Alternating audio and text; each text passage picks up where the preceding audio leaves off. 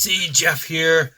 I am so thrilled by these CDs I got in the mail. The vinyl for these are in the process of coming out, but the CDs just came out, and I am just so thrilled to have these in this particular format.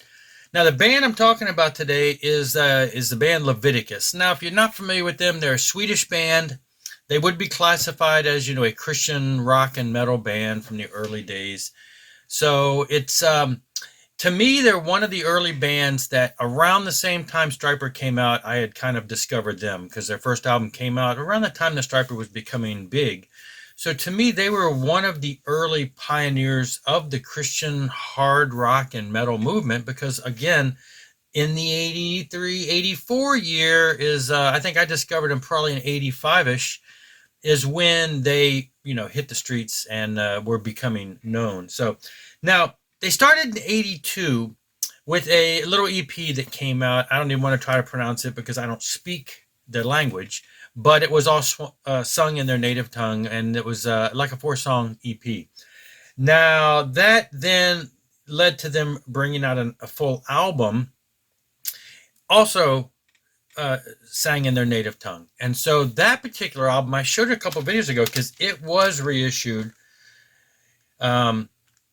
pretty much on CD, and I have the vinyl too, but I'm not showing the vinyl here. But this was reissued on CD and vinyl, remastered, sung in in the Swedish language and everything. And so that was really neat because I've heard these tracks, but just it's never, to my knowledge, been really reissued since it came out in the early days in Sweden. So this was their first album after the EP. So we have this now reissued CD and vinyl, and that was thrilling to get. Again, you can see the languages, the original, and it was put together absolutely wonderfully. This was released by Rox Records just recently, a couple months ago. But what we got in at this time is all the rest of the albums. Now, Girder Music has put out all of them on CD, and the vinyl has been pre-ordered, and it's in the process of coming.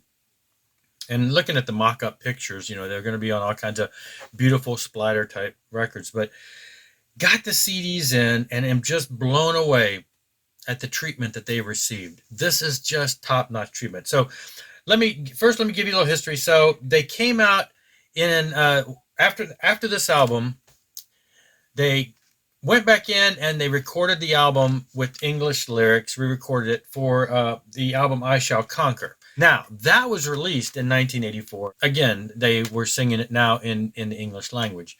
And of course, at that time, it came out on, on LP and on cassette. And that was pretty much all we had. And then they also, in 85, they put out their next album, which eventually made it over and got to a American label, came out in 86 over here. But again, all of these are in English. And that was also on LP and cassette. So it wasn't until the year 2000 that the album, this is the first album, I Shall Conquer, and this was the first CD treatment it got by Magdalene Records or M8 or M8 Distribution or however you want to call it, and remastered, reissued, and it's got the almost kind of like the modern day gold CDs where they got that cover, but then on the inside you've got the actual cover art itself. So this was the year 2000. This is the first time it came out on CD. This was a limited run of 1,000 copies. Now, the copy I've got says that it includes bonus tracks, and it lists the bonus tracks as being from this album. So it's some of the ones that were sung in Swedish. However, the tracks just got listed on there. You can see that without the glare. The tracks that are listed on there are actually the titles and tracks from the first EP. 3 out of 4 of the first EP tracks were released on here. So it's actually not these songs. Now, I have come to find out that that was fixed, that this is basically a misprint. And this was reissued again, looks like the same year in 2000, where it actually said the right title of the album. And it had the 3 songs on there. Everything else is pretty much the same. So this was the first treatment of this on CD, and we were thrilled to get this in 2000. This was just great. As you can see, I mean, there's nothing inside really. It's the book itself has got the original cover on one side, and and then this mock on the other side, mock up, and then it's just got the lyrics inside. Just very bare bones. The CD itself, just kind of fairly generic. The inside of the tray, pretty much the same image that's on the back. And it just says, limited edition to 1,000 copies. But hey, this was good enough. This was the first time on CD. Now, this one is one of the ones that came in. I want you to look at the difference here. Look at the difference in this cover. It is just, it's like night and day. The color is just so sharp, so bright. Compare cover to cover. If you can see that. It's just, if you see it in person, this is just so much better. It's got the same type of image. There wasn't a whole lot of images, I guess, from that time frame. But then, of course, this one's got a book, and it's got photos, lyrics, images, and everything from that time frame. Just wonderful, wonderful. This is one of the ones that comes with one of the trading cards. All of these do. Look at the CD. The CD's got the cover art on it, and it just pops. It is so, get that glare off of there, so bright and colorful. And then basically the tray inlay is just the color. Each one of these has a color that matches the whole feeling of the item itself. Get the glare off of there. This is just, to me, a top-notch treatment for these releases that have been a favorite of mine since the beginning. Now, at the same time that this one came out in 2000, the second album did come out. I, somewhere over the years, have sold that one. That one actually had the bonus tracks, and it listed the bonus tracks as being from the EP, and it had all 4 of them on there. So, interestingly enough, they put the same bonus tracks on both editions, and one they listed wrong and had 3 of the songs, and then in the second one they listed it as all 4 songs. So anyway, we did have that EP remastered back in the day, but I don't have that edition. But I did, this is the new, and none of these have any bonus tracks, so they kept them straight up. But just look at that, the cover art. If you knew the original, which I can pull the album out, but it's just so beautiful. Scott Waters did some, the layout and stuff, and pulling all this together, but it just is so pops. Now, this is the original version of the album when it came out in Sweden. This was the cover art, and then when they got reissued in America, this was the cover art. And as with the other one, this one's got, book with photos from the time, and then the lyrics. It is just top notch. And again, the artwork, the cover artwork, just popping on the CD, and then the inlay is just purple to go along with the whole theme.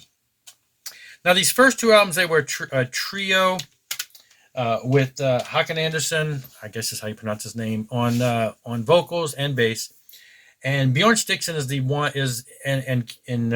drummer. Kyle Anderson. I always say Kyle, but it's got a J in there, and I could be pronouncing it wrong. I hate trying to get foreign names, and I really hate to even say them because then I screw them up, and I feel bad. They've been the mainstay for pretty much throughout the time of Leviticus. But the original singer on these first 2 albums, when they were a trio, he's got a lower range, deeper voice. Now, it may not be as commercially appealing, but I love this sound. I love this sound. I loved his voice. I liked the band. This to me is, the traditional Leviticus sound. Now, not to say that the other albums with the other singers are not there. To me, it's, it's like almost like a different band, but just amazing. Oh, there's the bass player. That's the card from that one. Up next, I would say probably, this is definitely my wife's favorite album, but I would say probably the high watermark to me for Leviticus. New singer, new bass player, phenomenal bass player. Ez Gomer, just Billy Sheehan, ain't got nothing on him. He's just all over, just some amazing bass work. Now, the album, let me see, I got 2 versions here. When I originally bought it back in the days, this was, 87 when this came out. This is the original import version on Royal Music. And there's not a whole lot of difference. Pretty much just, I I had had this one for years. And then it wasn't until it was quite a few years later that I picked up. And there's, again, not much different here, but this is the pure metal. This is the American, and it's Royal Music. Just slightly different, you know, the design on the CD and stuff. So, of course, these came out on CD and everything, vinyl and everything back in the day, because this was 87 when CDs were coming out. So that one hasn't really, I don't think that's ever been reissued until now. The artwork is just popping. The beauty. It does have a card, one of the foil trading cards again, with Bjorn Stixon on it. They move the pictures to the inside. The CD, as with the other ones, it's purple to match. You can see it's got there. Just the artwork is just,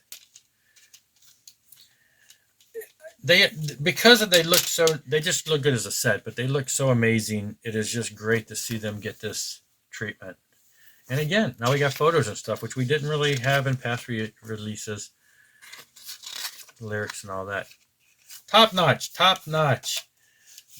The book and everything. And the card. So now I've got, you know, what would cause somebody to buy 3 copies of the same album? Well, they love the album. They love the band. I'm probably going to move these two on because, I mean, obviously this is going to be considered the, you know, this is the high watermark great.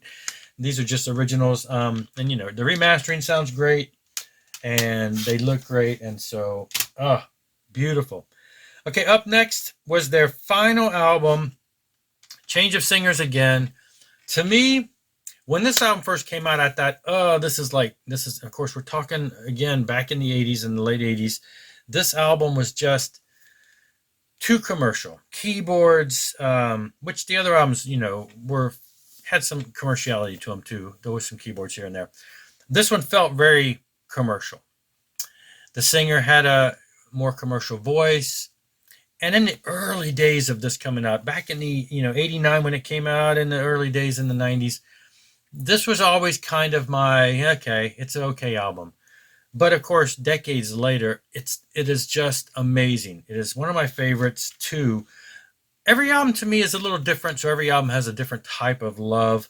Nights of Heaven, just some amazing songs. Now, this one was produced by John and Dino Elefante brothers. John Elefante from, you know, sang with Kansas for a while. These two brothers are known for just taking bands and just turning them into mega star sounds, harmonies, vocal background vocals, everything's top notch. And so this is a top notch album. It's just more commercial.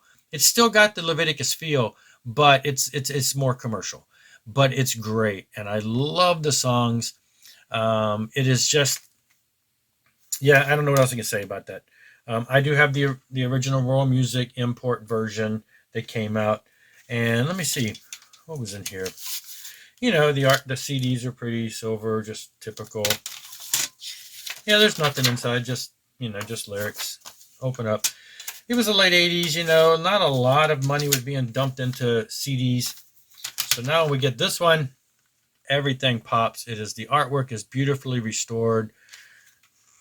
This whole set is just amazing. And we got the drummer on the card this time around. Green is the color, the inlay tray, the artwork on the CD, amazing. Like I said, the artwork just is popping. Got all kinds of photos and stuff along the way. P.O. is the singer on this one. I meant to mention on this one, you know, the vocalist, I don't know what the whole story is on this. The vocalist and bass player, phenomenal lineup here. My understanding, I guess, was that the vocalist and the bass player lived across the country. It was hard for them to get together. This is the story that I've heard over the years. And so the band had a hard time. You know, they didn't have a lot of time to it was harder to get together. But anyway, those two guys went off, and they ended up starting a band called Jet Circus, which they released one album.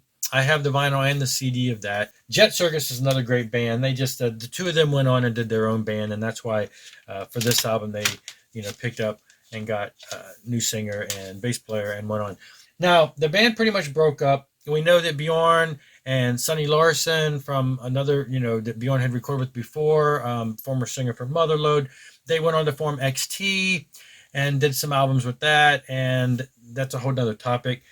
13 years later, Leviticus got back together with P.O. on vocals from the pretty much the last lineup for the most part, and they recorded a live at Bobfest. They did a concert in 2003, so it says 2003.